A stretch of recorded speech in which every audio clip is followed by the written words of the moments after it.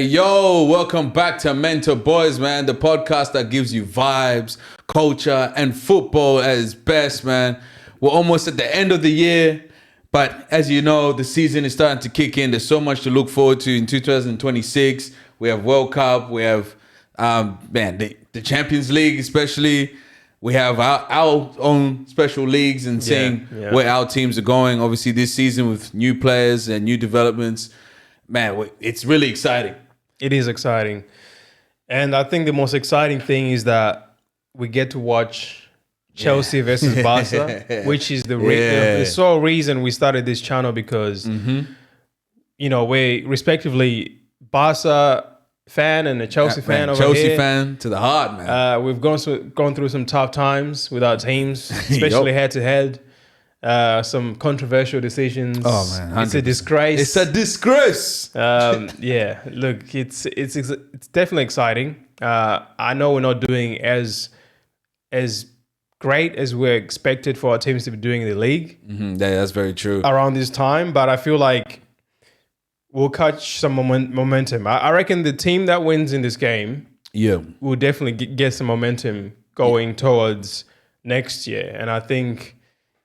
Christmas will come early for whoever wins. Yeah, exactly, man. And look, I'm very excited for Chelsea because this is something, it's been deeply, we've held this rivalry quite deep in our hearts. It's been, every time we faced each other, there was always some controversial thing that would happen. I think it's a rival where a lot of football fans know when Chelsea meets Barcelona or Barcelona meets Chelsea, there's something that's going to happen. It's a spectacle. We always come in, we both come in with everything we have. And I'm very excited to see the results in this stuff. With Chelsea, how confident I am going into this game. I would say I am probably 75% confident going into this game. The reasons why is, as we have seen from previous matches or, all the matches, head-to-heads, we've always come above. And on top of that, we always show up to the hard games.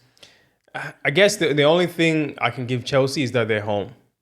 That's the only thing. Yeah, that's another thing, man. You're coming to our home ground. But then at the same time, Barca have played so many away games, and I think we do all right away. We're not a bad team away. Yeah.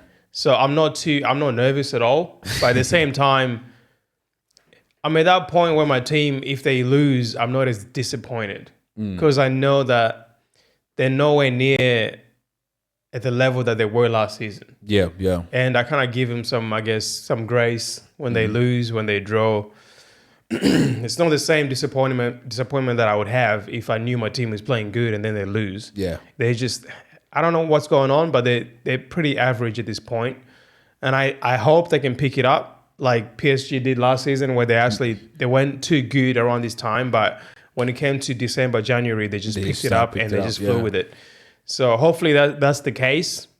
To be honest, there's a lot of teams. We talk about Chelsea, Barca, Liverpool, so many teams that are not having their best season. But I feel like when it really counts, and that's when you really see who the best teams are. Yeah. The big teams show up when it matters. That's true. That's true. I don't think this game would define both teams' season, but I feel like it's a measure of where we are. Where we are, yeah. And to add on to that, I feel like it's this game has come in the right time in a sense of like I think Chelsea and Barcelona in the terms of how they're doing in their own leagues, it's kind of the same. Yeah. We're going through the same kind of problems, injuries, losing our midfields, our important players in the midfield, some of the defense, and on top of that, it's just the pace as well. I feel like Chelsea's pace now. It's a bit faster than it was last year and how to play. And but Barcelona's pace as well. I think we found a match, and I feel like it's going to be a very even game. And if I had to say, all right, come into the match, who's going to win? I can't really decide because it's either going to go three ways. Chelsea's going to take all of it. It's going to be a very close game on a draw, or Barcelona's going to take all of it. Yeah. That's the only way you can see it. I see it going the way that I remember when we played Newcastle not too long ago, maybe a couple of months ago. Yep. And Newcastle were on top of us. the first 15 minutes. Yeah. The crowd was behind them. It was like a crescendo. Like it was the crowd. It was so loud that match. You could hear the whole like atmosphere through the TV or whatever you're watching from. And I was like, damn. Like if we concede now, the crowd is gonna erupt and it's over for us. Yeah. But after 15 minutes, 20 minutes, we started like getting that control. And we passed it around them.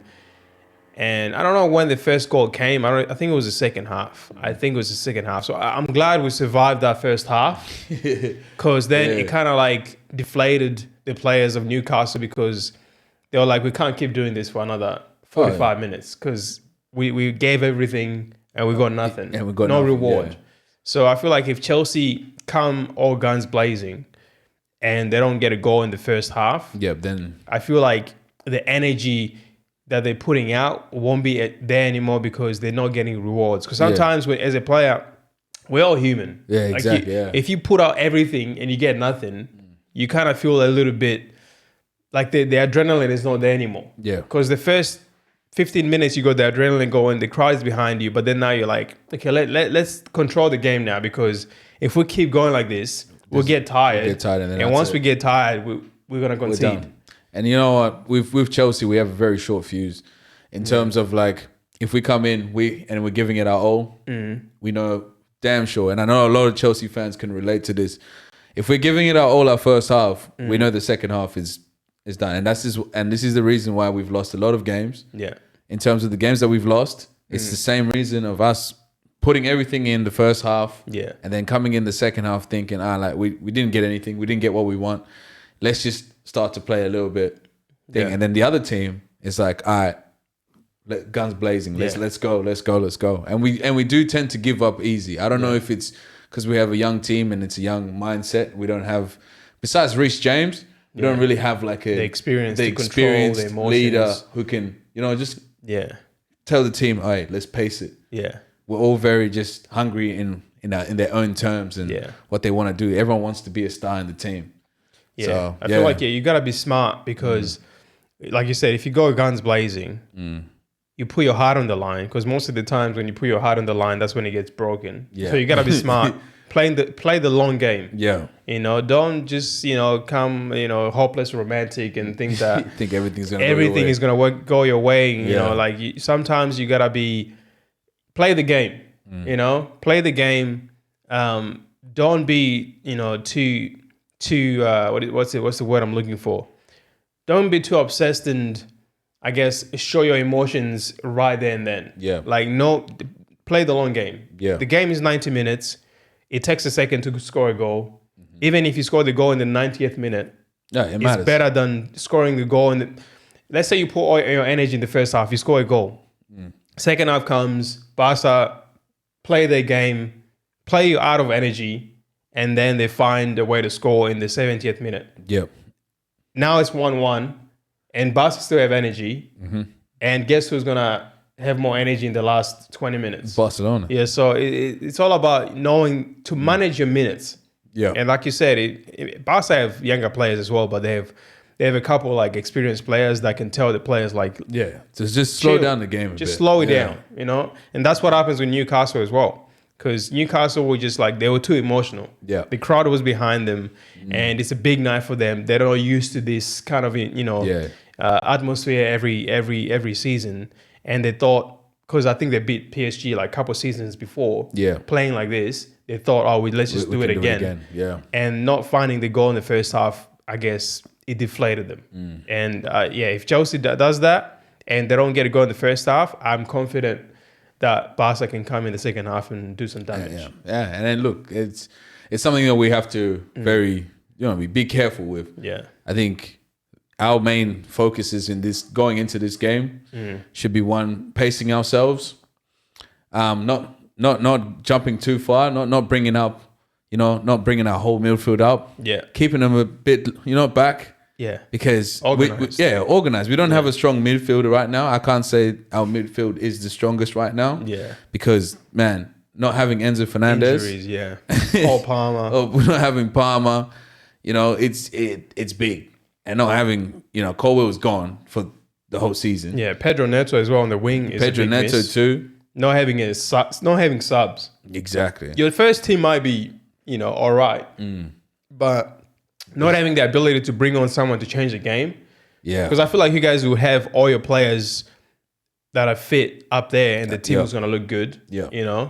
But then you look on the bench, there's no one. There's probably kids out there. It's mainly kids, man. And you know what? You can never just say, "Oh yeah, like it's done," because sometimes those kids actually come in and surprise. Yeah, they want to impress. But in a game like this, in something big game, big game, you need big game players, you need players. Big and experienced players. You need someone that can really change the game. So yeah, you're right in that aspect, and I'm very interested to see what happens because we don't know.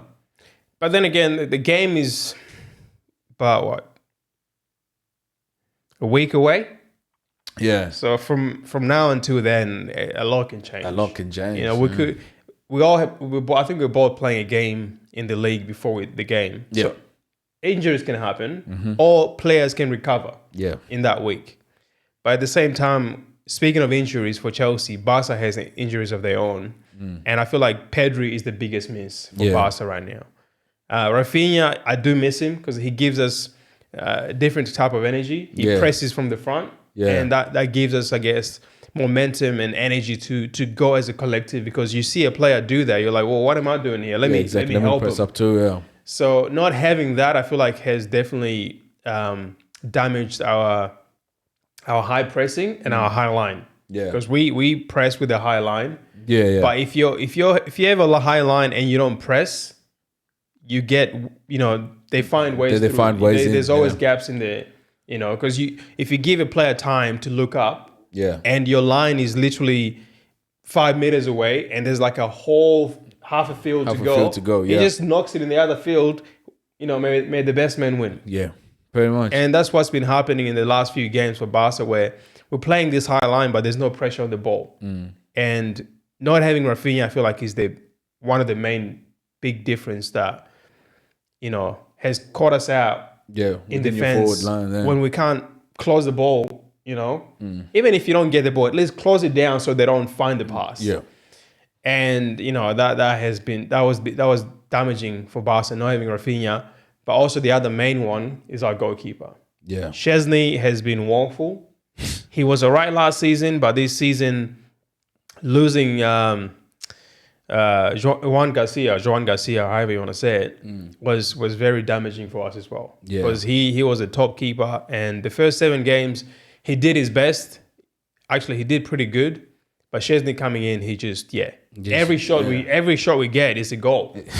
You know what I mean? He messed up the whole thing. He just made your defense look even worse. It doesn't help when every time a player goes through, you just know.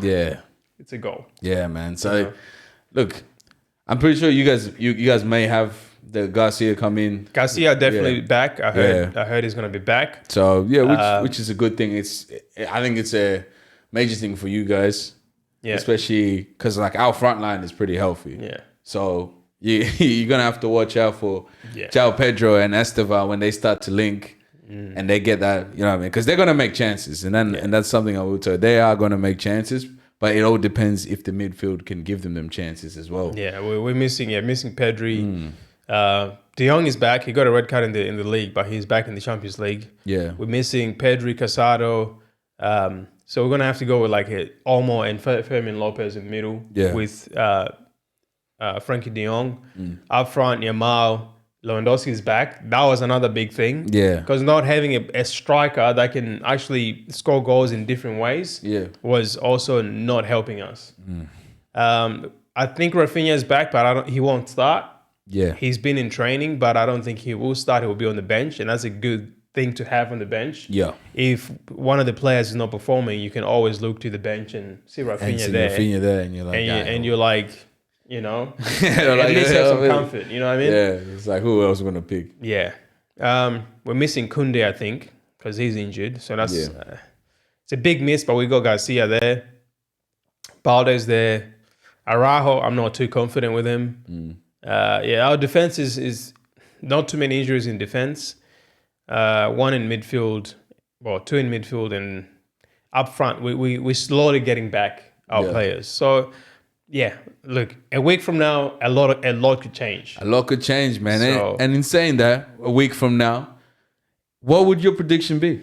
Like, just from what just from things that you've said. Obviously, noticing your team's injuries, noticing how your team's been playing lately.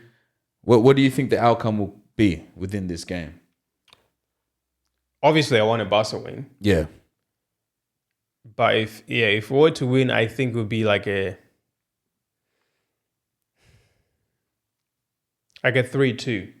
Like, I know we got our keeper back, but that defense is shaky. Yeah. So I think it would be like a 3-2 because I see us scoring goals because your defense is non-existent. Yeah. But yeah, your defense is shambles. Yeah, plus the goalkeeper. Hey, man, he's been shambles. But us having our goalkeeper back, I think we can find ways to, I guess, keep the ball out of the back of the net because I see you guys having at least 5 shots on target. Yeah. And I see Garcia keeping out 3. But if it was Szczesny in there, I'll definitely be like, I'm happy with the draw. Yeah. But having Garcia there, I think we can score goals, but I think we also concede. So 3-2, I think is the result I'll be happy with. Yeah.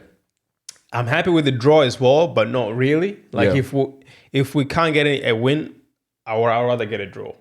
And if it's a draw, it's definitely going to be a 2-2. Yeah. My prediction, I generally think it's probably going to be a draw. As both teams are going to come in, I think there's going to be a lot of conflict within the game. Yeah. At this moment right now, I don't see any team taking it all. Like, it'll be very close. Like, if it's not a draw, it's one team winning by 1 goal.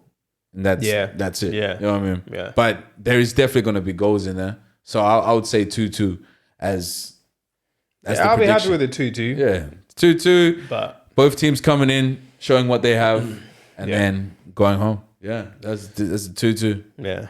But I'll definitely be away for this one. By the way, I I don't know if you've noticed, we've been away for a couple months. Yeah. Our schedules have not been able to line up as we'd hoped. But for this game, we had to make time and talk about the game. Oh, 100%. We will not be in our usual home when the game happens. We'll be somewhere away. else. We're taking flights. Taking flights, guys. Catching flights, not feelings. But I'm happy that this game is going on while I'm away. At least it will be something to actually look forward to. Yeah. Sometimes when I'm away, it can be a little bit depressing. Yeah, it can, man. Hey, but, yeah.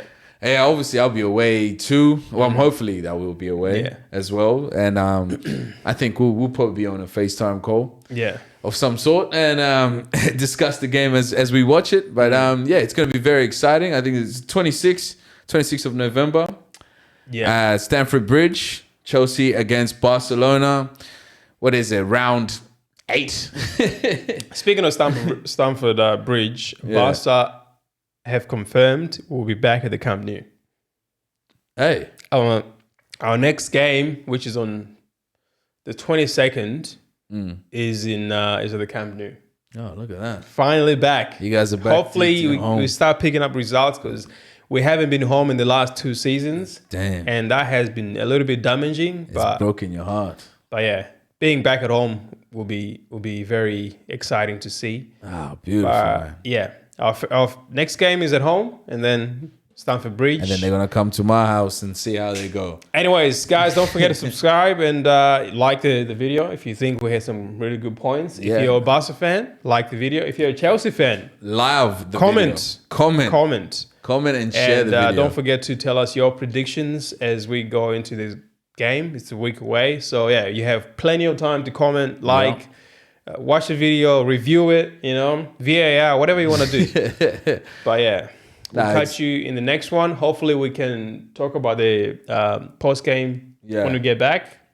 But that'll be a while away. It'll be a while away. But besides that, you guys can talk. You guys can always come back to the video and comment underneath what you guys thought about the game, Yeah, we'll reply as well after the game. Oh, 100%, man. We'll be watching with you guys. And until next time, we'll see you here. See you next time.